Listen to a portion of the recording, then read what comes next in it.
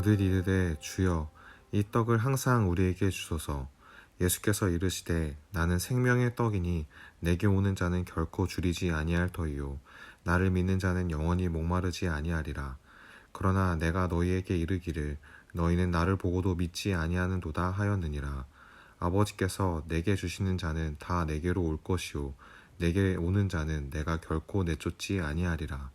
내가 하늘에서 내려온 것은 내 뜻을 행하려 함이 아니요 나를 보내신 이의 뜻을 행하려 함이니라.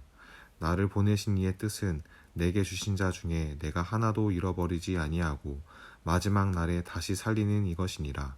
내 아버지의 뜻은 아들을 보고 믿는 자마다 영생을 얻는 이것이니 마지막 날에 내가 이를 다시 살리리라 하시니라. 아멘. 성도 여러분, 좋은 아침입니다.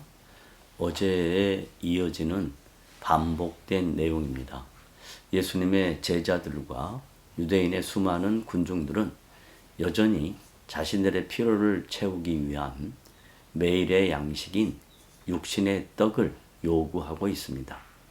예수님께서 그들의 피로를 모르는 것은 아니지만 예수님의 관심은 육신의 일시적인 떡이 아니라 영원한 생명의 양식인 떡에 초점을 맞추고 있습니다. 여기에 대한 배경은 모세가 광야 생활을 하던 이스라엘 언약 백성들에게 하나님의 하나님 되심을 증거하고 그 하나님께서 자신의 언약 백성들을 어떻게 세밀하게 인도하셨는지를 신명기 8장 1절로부터 4절에 이렇게 기록하고 있습니다. 내가 오늘 명하는 모든 명령을 너희는 지켜 행하라. 그리하면 너희가 살고 번성하고 여호와께서 너희의 조상들에게 맹세하신 땅에 들어가서 그것을 차지하리라. 내 하나님 여호와께서 이 40년 동안에 내게 광야 길을 걷게 하신 것을 기억하라. 이는 너를 낮추시며 너를 시험하사 내 마음이 어떠한지 그 명령을 지키는지 지키지 않는지 알려 하심이라. 너를 낮추시며 너를 줄이게 하시며 또 너도 알지 못하며 내 조상들도 알지 못하던 만나를 내게 먹이신 것은 사람이 떡으로만 살 것이 아니요 여호와 입에서 나오는 모든 말씀으로 사는 줄을 내가 알게 하려 하심이니라. 이 40년 동안에 내 의복이 헤어지지 아니하였고 내 발이 부르트지 아니하였느니라고 기록하고 있습니다. 여기에서 모세가 강조하고 싶은 내용은 너도 알지 못하며 내 조상들도 알지 못하던 만나를 내게 먹이신 것은 사람이 떡으로만 사는 것이 아니요 하나님의 입에서 나오는 모든 말씀으로 사는 줄을 내가 알게 하려 하심이니라고 증거하고 있습니다.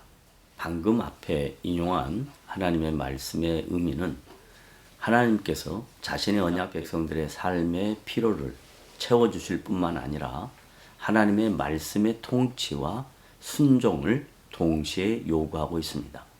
예수님 당시 수많은 유대인들은 이 중요한 영적 진리를 망각하고 자신들의 삶의 피로만을 채우는 것이 유일한 신앙의 내용으로 변질돼 버렸던 것입니다. 이에 예수님은 나를 믿는 자는 영원히 목마르지 아니하리라는 말씀으로 자신이 메시아임을 강조하십니다. 이 표현을 산상수훈 중 마태복음 6장 24절로부터 34절에서 형식적인 종교적 습관을 지적하시면서 예수님은 친히 유대인들에게 가르치고 계십니다. 이런 반복적인 예수님의 권면에도 수많은 유대인들은 예수님을 보고도 믿지 못하는 안타까운 불신앙의 모습을 드러내 보이고 있습니다. 하나님의 언약 백성이라고 스스로 자부하는 유대인들은 예수님을 하나님의 아들로 믿지 못하는 우를 범하고 있는 것입니다. 이것을 사도 요한은 자신의 복음서인 요한복음 1장 10절로부터 13절에서 그가 세상에 계셨으며 세상은 그로 말미암아 지은 바 되었을 때 세상이 그를 알지 못하였고 자기 땅에 오매 자기 백성이 영접하지 아니하였으나 영접하는 자 곧 그 이름을 믿는 자들에게는 하나님의 자녀가 되는 권세를 주셨으니 이는 혈통으로나 육정으로나 사람으로 뜻으로 나지 아니하고 오직 하나님께로부터 난 자들이라고 강조하고 있습니다. 또한 사도 바울은 고린도전서 12장 3절에서 그러므로 내가 너희에게 말하노니 하나님의 영으로 말하는 자는 누구든지 예수를 저주할 자라 하지 아니하고 또 성령으로 아니하고는 누구든지 예수를 주시라 할 수 없느니라고 증거합니다. 예수님을 하나님의 아들로 믿고 자신의 구원자로 받아들이게 되는 것은 하나님의 전적인 은혜의 선물이며 성령의 적극적이고 주도적인 역사의 결과입니다. 이제 예수님은 자신이 이 땅에 구원자로 오신 궁극적인 목적을 증거합니다. 나를 보내신 이의 뜻은 내게 주신 자 중에 내가 하나도 잃어버리지 아니하고 마지막 날에 다시 살리는 이것이니라고 말씀합니다. 예수님께서 하나님의 아들로 이 세상에 오신 가장 중요한 이유는 마태복음 11장 28절에 수고하고 무거운 짐진 자들아 다 내게로 오라 내가 너희를 쉬게 하리라고 말씀하십니다. 하나님을 모르는 죄인들은 모두 이 세상에서 수고하고 무거운 짐을 지고 어찌할 바를 모르고 방황하며 유리하는 불쌍하고 가련한 인생들입니다. 그들에게 우리 주님은 지금도 그들을 향하여 내게로 오라고 부르십니다. 이 부르심에 대한 예수님의 비유는 누가복음 15장 3절로부터 32절에 자세하게 기록되어 있고 누가복음 15장 7절 한 절을 보면 내가 너희에게 이르노니 이와 같이 죄인 한 사람이 회개하면 하늘에서는 회개할 것이 없는 의인 99으로 말미암아 기뻐하는 것보다 더 하리라고 말씀합니다.